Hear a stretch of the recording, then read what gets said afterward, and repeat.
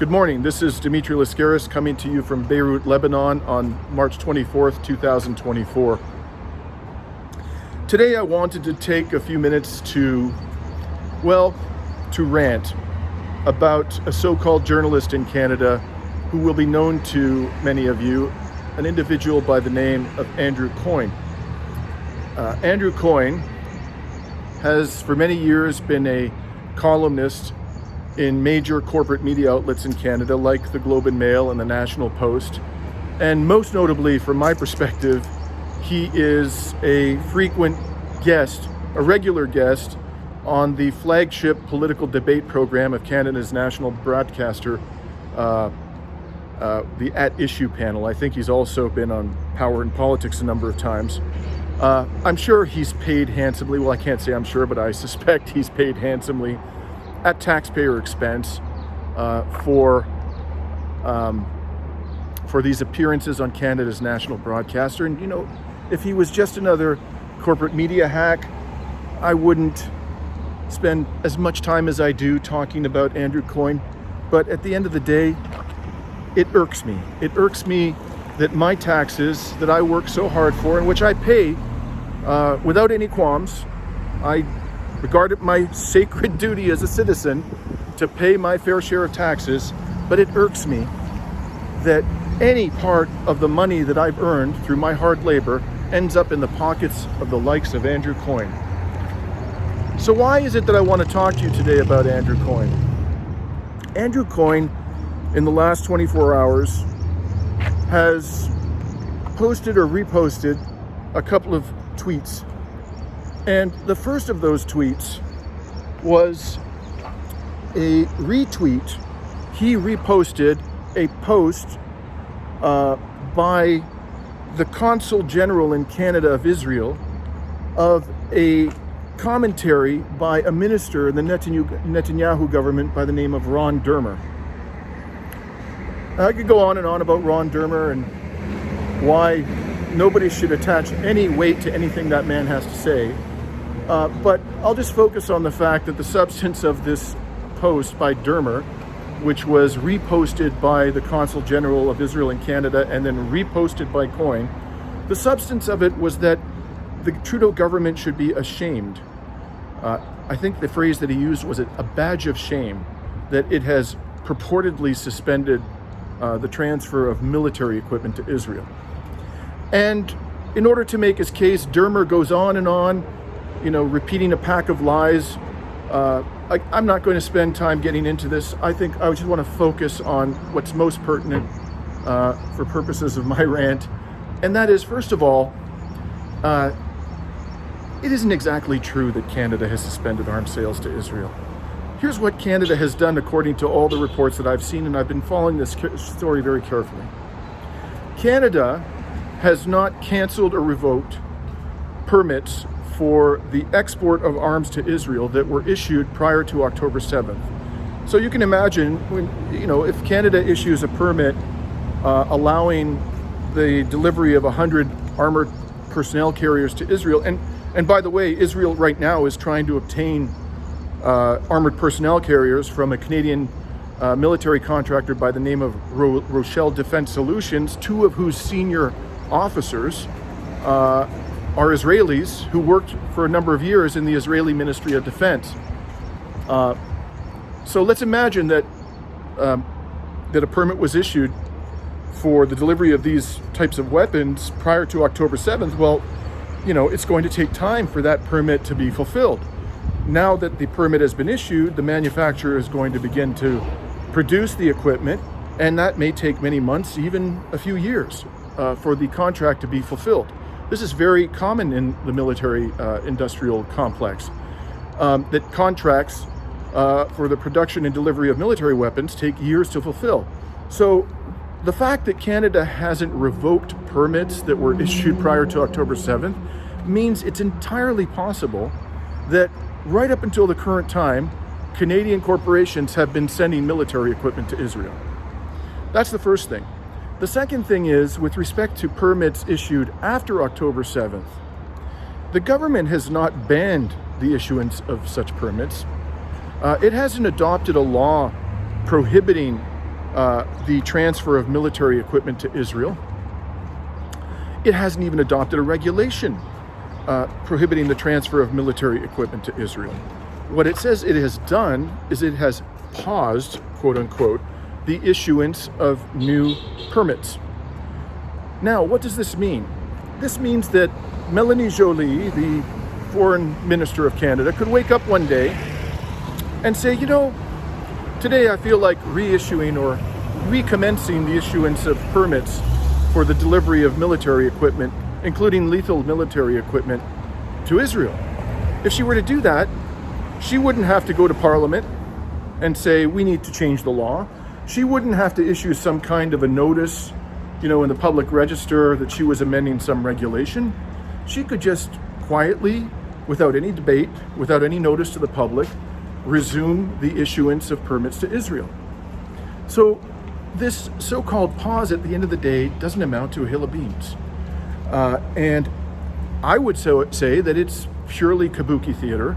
And the purpose of this so-called pause is to placate and pacify the millions of Canadians who, with complete justification, are utterly indignant that our government would even think about sending any type of military equipment to a sadistic, diabolical regime that is in the process of committing a brazen genocide before the eyes of the world. This is all about theater, folks. And for this, Ron Dermer decided to berate the Canadian government, almost come to the point of accusing the Trudeau government. He didn't do this explicitly, but almost coming to the point of accusing the Trudeau government of anti-Semitism because of this so-called pause, when there is so much evidence of Israeli genocide, and when there has been an overwhelming judgment, 15-2 of the International Court of Justice, that it is plausible that Israel is committing genocide. Canada, Mr. Dermer, has an obligation under the Genocide Charter to stop sending any type of military equipment to Israel because of that judgment, just because of that judgment. There's no question that the Article 1 obligation of Canada to prevent genocide has been triggered by the decision of the International Court of Justice. So what would be a badge of shame, and what is a badge of shame to any rational person with a conscience who attaches value to the lives of Palestinians, is for Canada to continue sending any type of military equipment to Israel. This should be known to Mr. Coyne, the man who earns gobs of money at public expense for going on to Canada's national broadcaster and filling the ears of the public with lies about international relations. And my message to Mr. Coyne is this. I spent 10 days in Palestine, in occupied Palestine, ending last week. Some of you will have seen my reports from occupied Palestine, and you will know that I spoke over there to dozens of Palestinians living under occupation, and they provided to me credible accounts, compelling accounts of war crimes by the Israeli military. I saw physical evidence of war crimes by the Israeli military. I saw a video, for example, with my own eyes, of a security camera at a hospital in Jenin, where a Palestinian who was running into the emergency ward seeking cover from Israeli fire was shot in the back, collapsed in a pool of blood, and when he was picked up by a brave orderly who was trying to save him, it was clear that there was no weapon in his possession. No weapon that could possibly threaten, maybe he had some little knife hidden somewhere on him, but there was no weapon that could possibly threaten an Israeli soldier who was standing tens of meters away with a sniper rifle. He was killed in cold blood, shot in the back at the entrance of a hospital. I saw the videotape of this. So my message to Mr. Coyne is, before you even contemplate disseminating yet again the heinous pro-genocide propaganda of the Israeli government, why don't you get off your white, privileged, taxpayer-funded ass and come over to occupied Palestine and speak to people who are actually being victimized by this brutal genocidal regime? Just think about that, Mr. Coyne. Maybe that's what a journalist is obliged to do. Now, the second Andrew Coyne special that I want to comment upon is that within the past 24 hours, Mr. Coyne shared a tweet by a character by the name of Gerashenko, who apparently is an advisor to a minister in the Ukrainian government. I believe it's the interior minister. And this character, Gerashenko, in his tweet, he talks about the horrendous terrorist attack that just occurred in Moscow. And according to Gerashenko, it is obvious, that's his word, obvious at this stage, that the Russian government is behind the murder of over 100 innocent Russian civilians in Moscow. Now, Gerashenko does not provide a shred of evidence to back this up. Moreover, there is no evidence to back this up, none whatsoever. Moreover, we've seen and heard these types of fantastical, implausible claims before. So, for example, when the Nord Stream pipeline was blown up, and that too was a terrorist attack, albeit one that didn't cause civilian casualties, the Ukrainian pundits, the neocons, even Western governments, many within the press, the Western press, immediately asserted, reflexively, that Russia had blown up its own pipeline. And they did this despite the fact that the Americans, the president himself, had said a few months prior to the destruction of Nord Stream that if Russia invaded Ukraine, the US government would bring an end to Nord Stream. They immediately pointed the finger at Russia, and what happened? Well, now it's universally acknowledged, almost universally acknowledged by Western governments and Western mainstream media organizations that it wasn't the Russians after all. And in fact, major Western news organizations like the New York Times, like the Washington Post, like Der Spiegel, have pointed the finger instead at the Ukrainians. But personally, I don't buy it. I believe it was the American government. Maybe there were some Ukrainians involved, but the Americans had the opportunity, they had the motive, and they had the capacity to pull it off. They had the declared intention at the highest level of the US government to bring Nord Stream to an end. But the point here is that the accusation was immediately leveled at the Russian Federation's government, and then it was retracted. And they pointed the finger at Ukraine instead. Which brings us to the Moscow terror attack that just occurred. Not only is there not a shred of evidence to support the claim that the Russian government is behind the murder of its own citizens,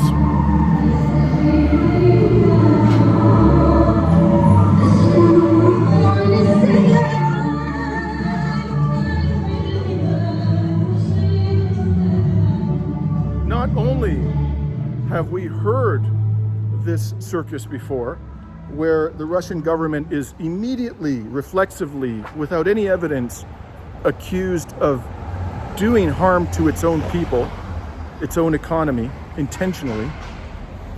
But this theory that the Russian government is behind this is simply implausible on its face.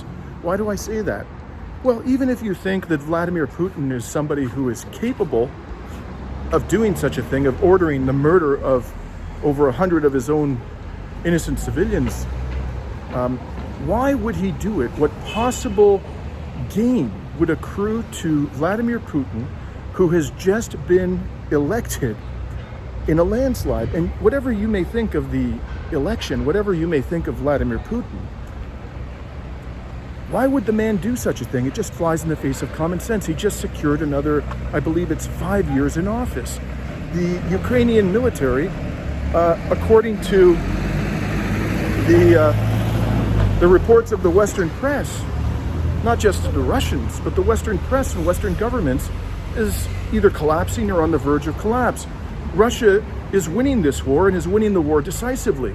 There's absolutely no reason for Vladimir Putin or any other person within the Russian government to engage in such depravity at this stage. There is widespread support for the war in Russia, and you may say that's because of the propagandization of the Russian electorate. Okay, fine. Let's say that that's true, that the only reason why there's such widespread support for the Russian military and the Russian government is because of propagandization. Nevertheless, the support exists, and so there's no need for the Russian government to engage in depravity against its own citizens in order to generate support for the war. It just doesn't make any sense whatsoever. Now, having said all of that, I don't purport to know who is behind this terrorist attack. I leave open the possibility, which is what is currently being claimed by most observers in the West, that ISIS is behind this. There's a claim being made that ISIS has professed responsibility for the attack. Based on what I've seen on social media, that supposed statement by ISIS is a fake. But furthermore, whether or not it's a fake, how do we even know who speaks for ISIS? That's never been clear to me. Thirdly, I note that the West claimed that ISIS was also behind a recent horrific terror attack in Iran, another official enemy of the West, in which I believe over 100 innocent Iranian civilians were murdered in a bomb attack. And it just seems rather odd to me that ISIS, which has, or ought to have, so much reason to be hostile to Western states, and particularly the United States and Israel, is spending its time nowadays targeting the official enemies of the West, Iran and Russia, the two most targeted nations, targeted by Western governments and by Western corporate media. That just seems to me a little too convenient. But again, I don't exclude the possibility that ISIS is behind this. I wouldn't even exclude the possibility that the Russian government is behind it, but I find that highly implausible. And you'd need to show me some pretty compelling evidence to persuade me of that. What seems most plausible to me is that the Ukrainian government is behind this, because the Ukrainian government, in fact, has engaged in acts of terror in the past. The Ukrainian government has been bombarding civilians in the Donbass, and particularly the city of Donetsk, for approximately a decade, has killed thousands of them. And according, as I said, to the Western media, the Ukrainian government, or elements of the Ukrainian government and military, are behind the destruction of Nord Stream, which was unquestionably an act of environmental terrorism. And the Ukrainians have a motive. The motive that they have is that they're losing this war and losing it badly. And the only hope they have at this stage is to transition to some kind of an insurgency in which the targeting of soft military targets, or actually civilian targets that are relatively easy for them to destroy because those targets are unarmed, are not in a position to defend themselves. You know, you see this oftentimes in warfare, where one side is winning on the conventional battlefield and the other side transitions to insurgent tactics and begins to employ terrorism against the civilian population of the side that is winning on the battlefield. So I don't purport to know whether the Ukrainians are behind this, but I find that to be the most plausible explanation of all. And at the end of the day, I'm going to withhold judgment until I see all of the evidence. Now, I want to say one thing about what will happen when we have enough evidence, if we do, to say with confidence who is behind this terror attack. I believe that what is going to happen is you're going to hear statements from people like Andrew Coyne to the following effect.